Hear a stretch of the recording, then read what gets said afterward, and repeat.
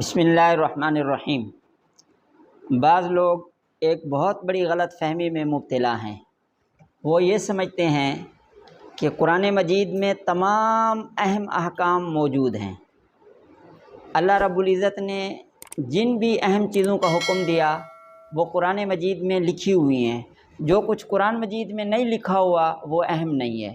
مثلاً ان لوگوں سے جب کہا جاتا ہے کہ داڑھی سنت ہے، سنت بمعنی انبیاء کرام کا طریقہ ہے اور اس کو رکھنا ضروری ہے، وہ کہتے ہیں اگر داڑھی اہم چیز ہوتی تو اللہ رب العزت قرآن مجید میں اس کا تذکرہ کرتا۔ ٹھیک ہے، اسی طرح جب اور کئی چیزوں کا ذکر کیا جاتا ہے جن کو وہ اہم نہیں سمجھتے تو کہتے ہیں کہ اگر یہ چیز اہم ہوتی تو قرآن مجید میں اس کا ذکر ہوتا۔ اس کا مطلب یہ ہے کہ ان لوگوں کے ہاں یہ ایک لگا بندہ اصول ہے کہ جو چیز اہم ہوگی وہ قرآن مجید میں ہوگی، جو قرآن مجید میں نہیں ہوگی وہ اہم بھی نہیں ہوگی۔ ابھی ہم آتے ہیں تفصیلات کی طرف کہ حضرت جبریل علیہ السلام نے آ کر آپ صلی اللہ علیہ وسلم سے سب سے پہلا سوال کیا تھا؟ مل اسلام، اسلام کیا ہے، اسلام کی تعریف، اسلام کا تعارف۔ تو یہ لوگ بتائیں قرآن مجید میں اسلام کا تعارف کہاں ہے؟ ٹھیک ہے، آپ صلی اللہ علیہ وسلم نے فرمایا کہ ان تشہد اللہ الہ الا اللہ وان محمد الرسول اللہ وتقیم الصلاۃ وتؤتی الزکاۃ وتصوم رمضان وتحج البیت ان استطعت الیہ سبیلا۔ تو دیکھو اب یہ جو اسلام کی تعریف یعنی اسلام کا مصداق 5 چیزیں یہ کہاں ہیں؟ ایمان کے بارے میں دوسرا سوال کیا، ٹھیک ہے، اور تیسرا سوال کس کے بارے میں تھا؟ احسان کے بارے میں تھا۔ چوتھا سوال قیامت کے بارے میں تھا، ٹھیک ہے، کہ قیامت کب آئے گی؟ خیر انہوں نے کہا کہ اس کا علم مل مسئول عنہا بعالم من السائل۔ پھر 5واں سوال یہ تھا کہ قیامت کی نشانیاں کیا ہیں؟ تو انہوں نے بتائیں۔ تو بتائیں یہ ساری چیزیں جو حضرت جبریل امین سکھانے آئے تھے، آپ صلی اللہ علیہ وسلم نے فرمایا ھذا جبریل جاءکم یعلمکم دینکم، تمہیں تمہارا دین سکھانے آیا۔ گویا کہ یہ باتیں دین کا خلاصہ ہیں، اتنی اہم باتیں ہیں کہ آپ صلی اللہ علیہ وسلم نے اسے دین سمجھا۔ حضرت جبریل امین علیہ السلام اس دین کو سکھانے آئے، تو بتائیں قرآن مجید میں کہاں ہے؟ تو اس کا مطلب یہ ہے کہ یہ پھر اہم نہیں ہے نا، قرآن مجید میں اس کا تذکرہ نہیں۔ پھر عبادات کو لے لیں، عبادات میں نماز کی کتنی رکعتیں ہیں، پہلی رکعت میں کیا پڑھنا ہے، دوسری میں کیا پڑھنا ہے، ان کے اوقات کیا ہیں؟ تو اس کا مطلب ہے یہ غیر اہم ہے نا۔ اگر اہم ہوتی تو پھر قرآن مجید میں ذکر ہوتی۔ مطلب ہے نمازیں 4 پڑھو، 2 پڑھو، 3 پڑھو، جب چاہو پڑھو، جب چاہو نہ پڑھو۔ تو تمہارے اصول کی روشنی میں تو یہ بنتا ہے۔ اسی طرح زکوٰۃ کا کیا نصاب ہے؟ کوئی نہیں ہے، طے شدہ نہیں ہے۔ روزے کے جو مسائل ہیں اس کی تفصیلات وہ نہیں، حج کی بہت سی تفصیلات نہیں ہیں، ٹھیک ہے۔ اسی طرح معاشرت ہے، اخلاقیات ہے، سیاست ہے، اس کی بعض اہم چیزیں، بعض اہم پہلو وہ قرآن مجید میں صراحتاً موجود نہیں ہیں۔ تو اس کا مطلب ہے وہ ساری چیزیں اہم نہیں ہیں۔ اچھا، اگر اہم چیزیں وہی تھی جو قرآن مجید میں ہیں، اس کے علاوہ اہم نہیں، تو رسول اللہ صلی اللہ علیہ وسلم کی جو سنتیں ہیں، آپ کی جو حدیث ہے، اس کا مطلب ہے وہ اس کی کوئی اہمیت نہیں ہے نا، کہ حدیث ان چیزوں کو ذکر کرتی ہے جو غیر اہم ہوتی ہے۔ یہ لوگ کہتے ہیں کہ حدیث تشریح کرنے کے لیے ہے، تبیین کے لیے ہے، کہ قرآن مجید میں جو ہے اس کی تبیین اور تشریح کے لیے ہے، ٹھیک ہے۔ تو لہٰذا قرآن مجید میں نماز کا حکم آ گیا اور حدیث اس میں کیا آ گئی؟ تشریح آ گئی، ٹھیک ہے۔ تو جو احادیث تبیین و تشریح کے لیے ہیں وہ تو ٹھیک ہے، اور جو تبیین و تشریح کے علاوہ ہیں آپ صلی اللہ علیہ وسلم نے بتلائی ہیں، اور وہ اسی طریقے سے، اسی سند سے، اسی معیار سے ثابت ہیں جس حدیث سے تبیین والی روایات ثابت ہیں، تو وہ تبیین والی کیسے اہم ہوگی اور غیر تبیین والی کیسے غیر اہم ہوگی؟ اس کا مطلب ہے کہ آپ یہ کہہ رہے ہیں کہ رسول اللہ صلی اللہ علیہ وسلم نے علیہ باللہ ایک غلط رخ اپنایا۔ انہیں کرنا تو وہ تھا، یہ فوکس کرنا چاہیے تھا قرآن مجید کو، قرآن مجید کی تشریح کرنی چاہیے تھی، لیکن آپ نے قرآن مجید کی تشریح بھی کی اور ساتھ ساتھ کچھ دوسری باتیں بھی بتا دی۔ جو دوسری باتیں بتائیں وہ غیر اہم ہیں، اور جو قرآن مجید کی تشریح سے متعلق بتائی وہ کیا ہو گئیں؟ اہم ہو گئیں۔ تو یہ کتنا بڑا بہتان ہے کہ رسول اللہ صلی اللہ علیہ وسلم کی شخصیت، آپ کی رسالت، اس کے اوپر کتنا بڑا الزام ہے، دھبا ہے کہ آپ نے کرنا تو یہ کام تھا، صرف تشریح کرنی تھی، لیکن آپ نے تشریح کے علاوہ اور بھی باتیں کر دیں، اور چیزوں کو بھی دین کے طور پر ثابت کر دیا، تو گویا کہ آپ نے اپنے منصب کا صحیح استعمال نہیں کرا، العیاذ باللہ ثم العیاذ باللہ۔ ٹھیک ہے، تو یہ بات تو اتنی یعنی بالکل واضح ہے کہ رسول اللہ صلی اللہ علیہ وسلم کا جو دین ہے وہ جس طرح قرآن مجید سے ثابت ہے ویسے سنت سے بھی ثابت ہے۔ البتہ سنت کی جو تمام روایات ہیں، آپ کی جو احادیث ہیں، وہ ایک درجے کی نہیں ہیں۔ قرآن مجید کی آیات بعض قطعی دلالہ ہیں، بعض ظنی الدلالہ ہیں، اسی طرح احادیث بھی ایسے ہیں، قطعی دلالہ ہیں، بعض ظنی الدلالہ ہے، اور قرآن مجید تو مکمل کا مکمل قطعی ثبوت ہے۔ تو احادیث قطعی ثبوت بعض ہیں، بعض نہیں ہیں۔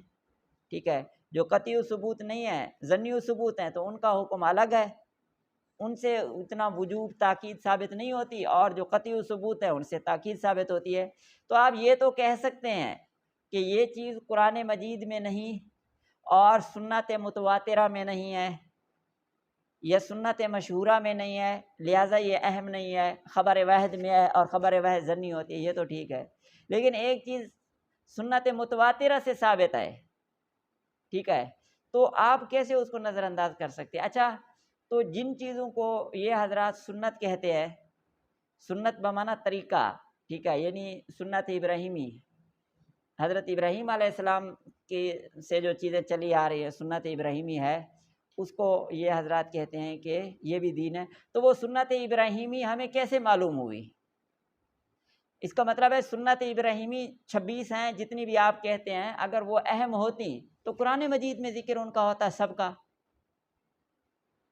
ان سب کا قرآن مجید میں ختنے کا بھی ذکر ہوتا، قربانی کا بھی ذکر ہوتا، جو بھی چیزیں آپ کہتے ہیں ان سب کا ہوتا۔ جب ان سب کا ذکر نہیں ہے، اس کا مطلب ہے کہ سنت ابراہیمی بھی اہم نہیں ہے۔ سنت ابراہیمی میں وہ چیزیں اہم ہیں جو قرآن مجید میں ہیں، جو قرآن مجید میں نہیں ہے تو وہ اہم نہیں۔ تو سنت ابراہیمی تو الگ سے کوئی چیز نہ ہوئی، الگ سے تو اس کی حیثیت نہ ہوئی نا، کیونکہ وہ الگ سے جو ثابت ہوئی ہے وہ تو قرآن مجید میں نہیں ہے۔ تو جب قرآن مجید میں نہیں ہے، وہ اہم نہیں ہے، اہم نہیں ہے، تو سنت ابراہیمی بذات خود تو کوئی چیز نہ ہوئی، ہمیں سنت ابراہیمی کہنے کی کیا ضرورت ہے؟ اگر قرآن سے ثابت ہے، سنت ابراہیمی سے ثابت ہے، تو بس وہ قرآن سے ثابت ہے، اور قرآن سے ثابت نہیں ہے، صرف سنت ابراہیمی سے ثابت ہے، تو پھر آپ کے نزدیک وہ اہم بھی نہیں ہے۔ آپ کے اس اصول کی روشنی میں کہ قرآن مجید اہم چیزوں کا تذکرہ کرتا ہے، اگر یہ چیز اہم ہوتی، اتنی اہم ہوتی، تو قرآن مجید اس کو ذکر کرتا۔ تو یہ اتنی سادہ سی ایک باتیں ہیں۔ اچھا، یہ جو لوگ اپنی من مانی چیزوں کو کہتے ہیں کہ جی یہ چیز مطلب ہے صحابہ کرام کے اجماع عملی سے، تواتر عملی سے ثابت ہے، ان کے اجماع سے ثابت ہے، ٹھیک ہے، تو یہ گویا کہ آپ کے نزدیک اجماع اور تواتر عملی یہ حجت ہے، ٹھیک ہے۔ تو آپ بتائیں کہ کس صحابی کی داڑھی نہیں تھی؟ کون سا صحابی داڑھی مڈواتا تھا؟ ٹھیک ہے، اچھا، پھر کہتے ہیں کہ یہ جو صحابہ کرام داڑھی رکھتے تھے یا آپ صلی اللہ علیہ وسلم رکھتے تھے، یہ اپنی معاشرت، اپنے کلچر کے زیر اثر رکھتے تھے، تو اس کی کیا دلیل ہے کہ وہ اپنی معاشرت اور کلچر کے زیر اثر رکھتے تھے؟ آپ کے پاس کیا دلیل ہے؟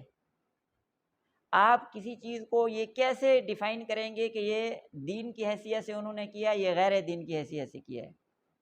ٹھیک ہے، تو وہ معیار، اب کپڑے پہننا ہے، ٹھیک ہے، مثال کے طور پر سطر پوشی ہے، تو قرآن مجید میں یہ تو ہے وَثِيَابَكَ فَطَهِّرْ، کپڑے صاف رکھیں، لیکن یہ کہاں ہے کہ کپڑے پہنیں؟ کپڑے پہنے بغیر آپ کی نماز نہیں ہوگی، کپڑے پہنے بغیر آپ گناہ گار ہوں گے، یہ کہاں ہے؟ اچھا، اگر وہ پہنتے تھے تو کس حیثیت سے پہنتے تھے؟ دین کی حیثیت سے پہنتے تھے یا کلچر کے طور پر پہنتے تھے؟ اگر کلچر کے طور پر پہنتے تھے تو اس کا مطلب ہے کہ اگر کوئی بغیر کپڑوں کے پھرے گا تو آپ کے نزدیک دین کے کسی مسئلے میں کوئی خلل نہیں آ رہا، تو عجیب بات ہے۔ تو داڑھی تو چلو ایک الگ مسئلہ ہو گیا، تو یہ تو کپڑے کیسے ثابت ہوں گے؟ کپڑے پہننا، ٹھیک ہے۔ تو اس طرح کی بہت سی چیزیں ہیں جن کو ہم سنت کے بغیر ثابت نہیں کر سکتے. تو جس طرح قرآن مجید کیا ہے حجت ہے، تو اس کی تشریح کے طور پر، اس کی تفسیر کے طور پر، اور اوتیت القرآن ومثلہ ومعہ مثلہ، اوتیت القرآن ومعہ مثلہ، کہ مجھے قرآن مجید دیا گیا اور اس کی مثل بھی دیا گیا، یعنی اور چیزیں بھی دین کی تشریح اور دین کے طور پر دی گئی. تو آپ صلی اللہ علیہ وسلم نے جو بھی دین سکھایا ہے تو وہ سارے کا سارا دین ہمارے لیے اہم ہے.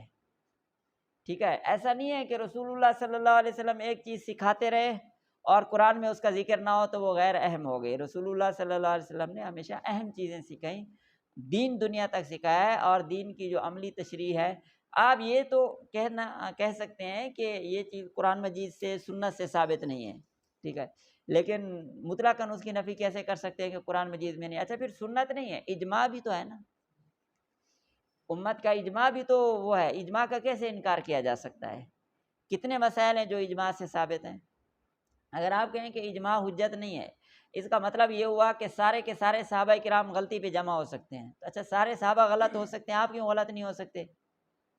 آپ اپنے آپ کو تو غلطی سے محفوظ مان رہے ہیں کہ میں جو کہہ رہا ہوں یہ ٹھیک ہے، اور صحابہ کرام غلطی کر سکتے ہیں.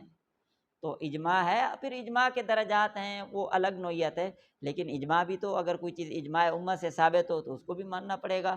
ٹھیک ہے، اسی طرح قیاس ہے، تو قیاس سے ثابت چیزیں، اس کا مطلب تھوڑی ہے کہ غیر اہم ہے. ہوائی جہاز پہ نماز ہوگی یا نہیں ہوگی، یا جتنی جدید چیزیں ہیں، ٹھیک ہے، تو ان کو ہم قیاس کرتے ہیں. اگر کوئی ایسی چیز نشہ والی ہو جائے، اس طرح ہو جائے کہ وہ شراب نہ ہو اور اس کا، تو پھر بھی تو وہ اس کو مسکر ہونے کی وجہ سے کیا ہوگی؟ آپ کہیں گے یہ کلو مسکرین حرام کی روح سے، تو کلو مسکرین حرام تو قرآن مجید میں نہیں آیا ہے، تو اس کا مطلب ہے آپ کے نزدیک یہ بھی کوئی اہم چیز نہیں ہے نا. مطلب ہے کہ ایک بہت ہی عجیب وہ کرتے ہیں، کھچڑی سا معاملہ کرتے ہیں. جب خود کو ضرورت پیش آتی ہے تو کہتے ہیں یہ چیز دیکھو صحابہ کے تواتر سے ثابت ہے. مطلب ہے صحابہ کے تواتر عملی سے چیز ثابت ہو وہ ثابت ہے، اور خود نبی سے ثابت ہو تو وہ ثابت نہیں ہے. تو قولی چیز آپ صلی اللہ علیہ وسلم کا ایک قول ہے، تو وہ کیسے ثابت؟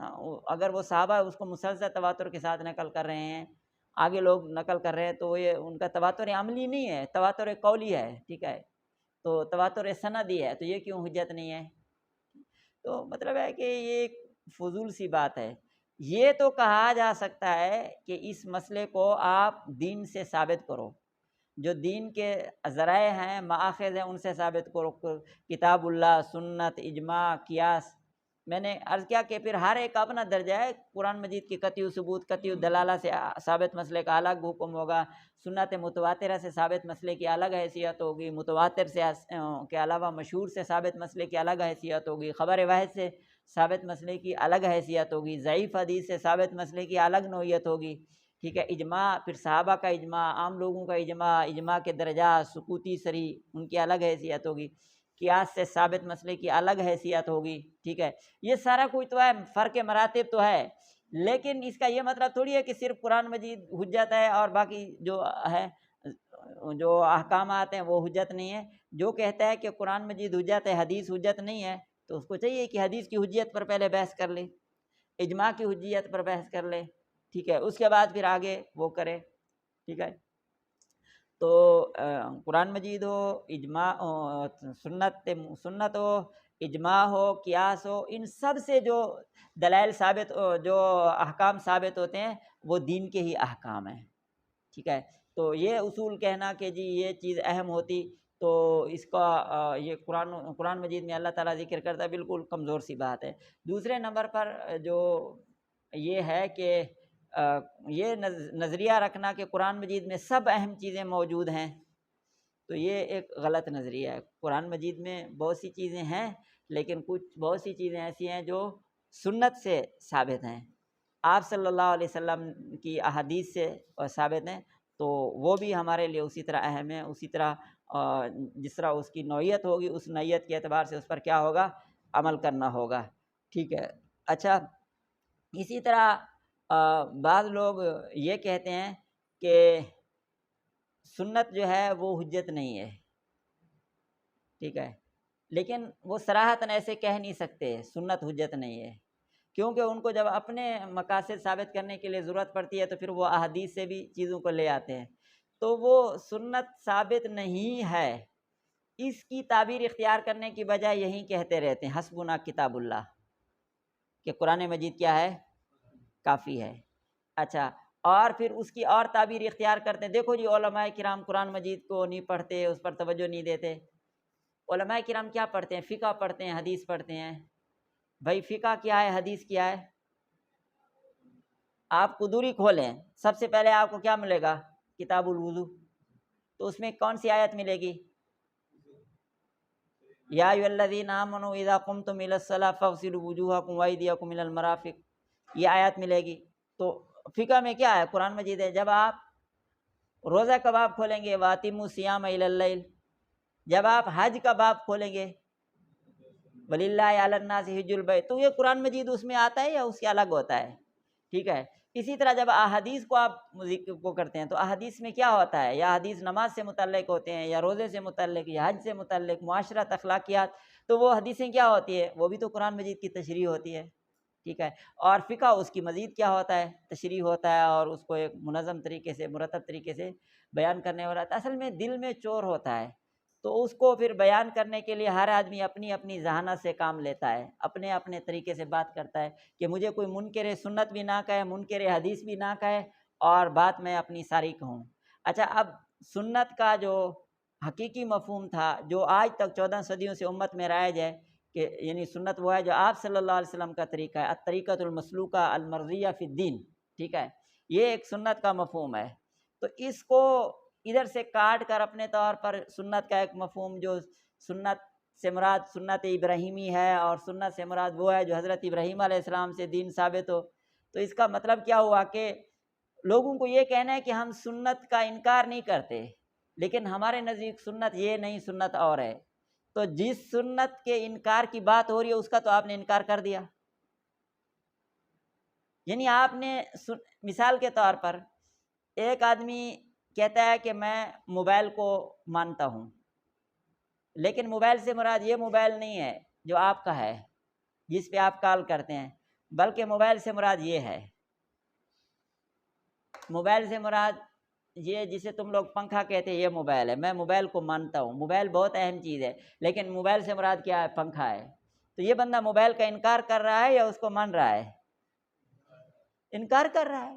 یہ ایسے نہیں کہتا میں موبائل کو نہیں مانتا، اگر یہ کہے کہ میں موبائل کو نہیں مانتا تو سب کہیں گے بھئی یہ موبائل کا منکر ہے، موبائل کو نہیں مانتا، تو وہ موبائل کی وجہ کہتے نہیں نہیں میں موبائل کو مانتا ہوں، لیکن یہ والا موبائل نہیں ہے جو آپ لوگوں کے پاس ہے، آئی فون ہے یا اینڈرائڈ ہے، یا موبائل کا معنی ہوتا ہے پنکھا جس کے 3 پر ہوں اور بٹن ڈالنے سے چلے۔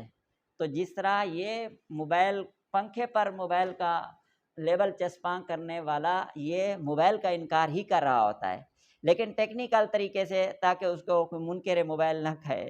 تو یہ لوگ جو کہتے ہیں کہ سنت سے مراد یہ نہیں اور وہ ہے، اچھا پھر باقی جو ہے ان کو کیا کہتے ہیں؟ ان کے لیے یہ نہیں، سنت یہ ہو گئی، سنت ابراہیمی 26 ہیں جتنی ہیں، باقی ہو گئی حدیث، اس کے علاوہ جو کچھ رہ گیا قرآن مجید اور سنت ابراہیمی کے علاوہ جو کچھ رہ گیا وہ کیا ہے؟ حدیث ہے، اور حدیث جو ہے وہ اتنی اہم چیز نہیں ہے۔ بھائی اس حدیث کے اندر کتنے مسائل ہیں؟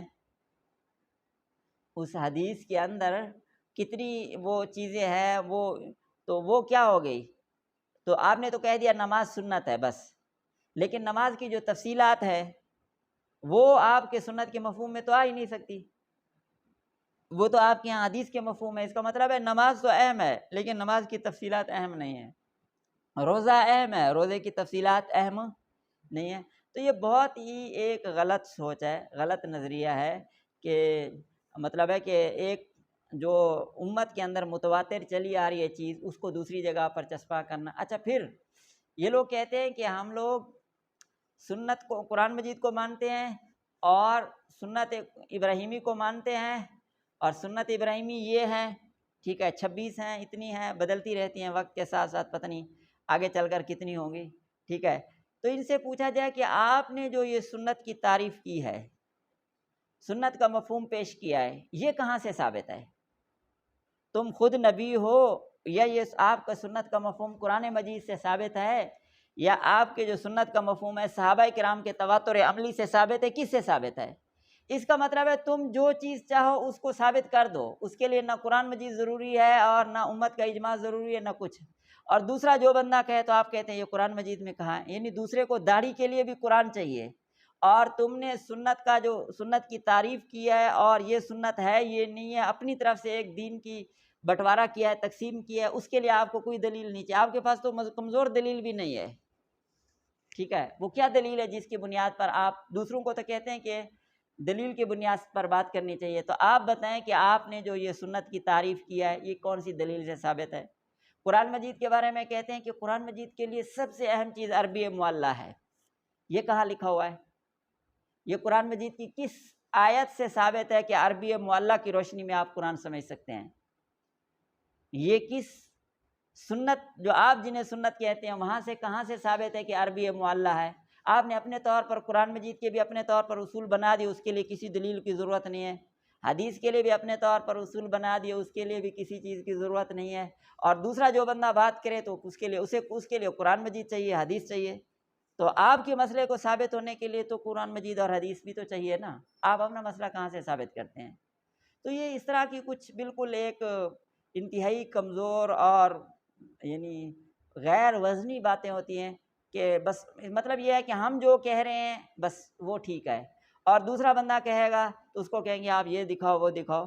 تو بھائی آپ تو پہلے نمبر پر تو آپ خود جو آپ نے دین پیش کیا ہے، دین کی تشریح پیش کی ہے، تو اس میں سے ہر مسئلے کو قرآن مجید سے اور سنت متواترہ سے ثابت کرتے۔ مثلا زکوٰۃ کا نصاب ہے، جو بھی اپنی کتاب میں وہ لکھتے ہیں، تو انہوں نے جو کچھ لکھا ہے پورا اسلام کا نظام اخلاقیات، نظام عبادات، نظام سیاست، حدود و سزا کا جو نظام ہے، تو کیا اس میں جو کچھ بھی مذکور ہے وہ سب قرآن مجید سے میں لکھا ہوا ہے؟ یہ سنت متواترہ سے ثابت ہے؟ اگر نہیں ہے تو پھر آپ کا جو دین ہے آپ لوگوں کو جو بھی بتا رہے ہیں وہ ویسے ثابت ہوگا، اور دوسرا بندہ جب بات کہے گا آپ کے نہیں جی نہیں یہ کہاں سے اہم ہے، جس چیز کو آپ نہیں مانتے تو اس کے بارے میں آپ کہتے ہیں نہیں جی یہ اہم ہوتی تو قرآن مجید میں ہوتی، تو اس کا مطلب ہے کہ آپ نے اپنی کتاب میں ان 26 سنتوں کے علاوہ اور جو قرآن سے ماخوذ احکام ہیں ان کے علاوہ باقی جو کچھ بھی لکھا ہے وہ سارا غیر اہم ہے، ٹھیک ہے؟ تو وہ پھر دین کیسے بن گیا؟ غیر اہم چیز دین کیسے بن گئی؟ دین کی تشریح کیسے بن گئی؟ امید ہے آپ کو بات سمجھ آ گئی ہوگی۔ تو خلاصہ یہ ہے کہ یہ پٹڑی سے اتارنے والی بات ہے کہ جی ہر چیز قرآن مجید میں ہونی چاہیے، بلکہ یہ دعویٰ ہی غلط ہے، مطالبہ ہی غلط ہے کہ ہمیں قرآن مجید سے دکھاؤ۔ مطالبہ یہ ہونا چاہیے کہ جس چیز کو تم دین کہہ رہے ہو یہ دین کے جو مستند مآخذ ہیں، اس کے سورسز ہیں جہاں سے دین حاصل ہوتا ہے، ان سے ثابت ہے یا نہیں ہے بس۔ تو اگر داڑھی ہے یا کوئی بھی اور اہم مسئلہ ہے، ٹھیک ہے، تو کوئی آدمی دین کے ان مستند ذرائع سے دکھا دیتا ہے تو آپ کو مان لینا چاہیے، اور اگر وہ نہیں دکھا سکتا تو پھر آپ کہہ سکتے ہیں کہ جب یہ قرآن سنت اجماع قیاس ان سے ثابت نہیں آپ کیسے مانتے ہیں؟ ہاں یہ ہے کہ ان اصولوں پر بات کی جائے کہ کون سے اصول، آپ اصولوں کے لیے ایک معیار طے کریں کہ ہم اصول کو اس وقت مانیں گے جب وہ اس معیار پر اترے گا، اور آپ کے اپنے اصول جو ہیں ان پر ثابت کر دو، ٹھیک ہے؟ تو پھر ہم بھی جو دیگر اصول ہیں ان کو ہم اس کرائٹیریا کے مطابق ہم بھی ثابت کر دیں گے۔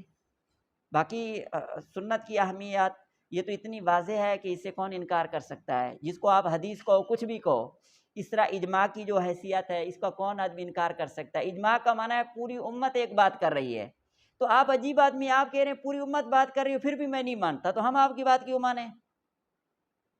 آپ ایک آدمی ہیں یا 2-4 شاگرد آپ کے ساتھ ہیں، آپ کا علمی مقام بھی نہیں ہے، کچھ بھی نہیں ہے، آپ کہہ رہے ہیں میں جو کہہ رہا ہوں وہ تو قابل اعتماد ہے اور پوری امت جو بات کہہ رہی ہے وہ نہیں ہے، لہٰذا اجماع ہو نہیں سکتا، فلاں نہیں ہو سکتا، اجماع کیسے ممکن ہے؟ بھائی اجماع جیسا بھی ہو، جیسا تیسا ہو، آپ ایک جیسے یعنی آدمی کی بات سے تو 1000 گنا زیادہ مضبوط ہے۔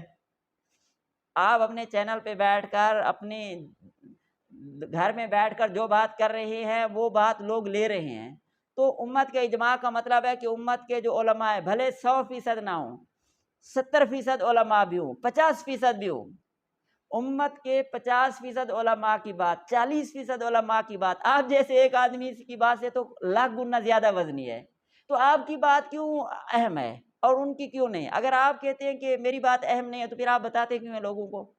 آپ لوگوں سے باتیں اس لیے کر رہے تھے یہ بات ایسے ہے، یہ بات ایسے ہے، اس کا مطلب ہے کہ آپ کی بات اہم ہے، ٹھیک ہے؟ جدید مسائل میں بھی آپ بات کر رہے تھے سب میں، تو آپ کی بات اہم ہے، تو امت کے 50% لوگوں کی بات کیوں اہم نہیں؟ 50% بڑے علماء کی، مطلب اجماع کا انکار ہو ہی نہیں سکتا۔ ایسے فضول اعتراض ہے کہ آج کے دور میں اجماع کی کیا شکل ہوگی، فلاں چیز کی کیا شکل ہوگی۔ اسی طرح قیاس ہے، تو قیاس کا مطلب یہ ہوتا ہے کہ ایک جیسی نظائر ان کی روشنی میں بات کرنا۔